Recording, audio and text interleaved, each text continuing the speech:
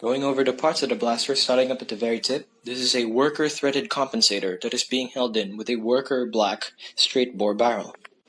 Going underneath of the blaster, starting up at the rail, this is a worker underside Picatinny rail, made specifically for the Stryfe's front end, and a pretty much unknown angled foregrip in the front.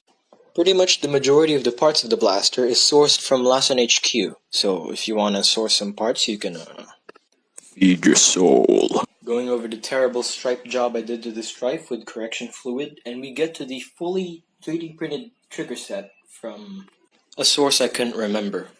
The main trigger is mostly for aesthetic purposes, but the rev trigger is flared, so you can rest your finger on it while you're revving. For tack reloads, we get a worker extended mag release. Holding all the horsepower in the Stryfe is a worker extended battery door, again in black. And holding the blaster while shouldering is a worker blue stock. These are very rare to come by now. The blaster is powered by a 3S LiPo in 11.1 volts. This particular LiPo is rated 25C. The darts are being propelled by an OFP 42.0mm 3D printed cage, and it's rocking worker power set flywheels to propel the darts. For this firing demonstration, I'm going to be using full vinyl jacket darts, or FBJs. We will now show you a firing demonstration of the Stryfe.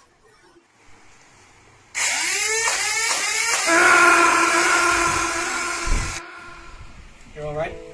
Just to start. I don't feel so good. You're gonna be alright. You're gonna be alright. Right, just Start.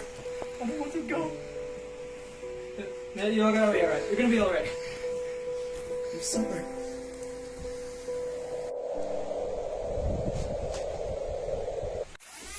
I don't have a chronograph at the moment to test the FPS of the blaster, but from what I can remember, it shoots about 80 to 90 FPS with the FVJs. Per raw range tests, it reaches about 50 feet before traveling to another direction. Flywheel builds like these aren't the most accurate after all.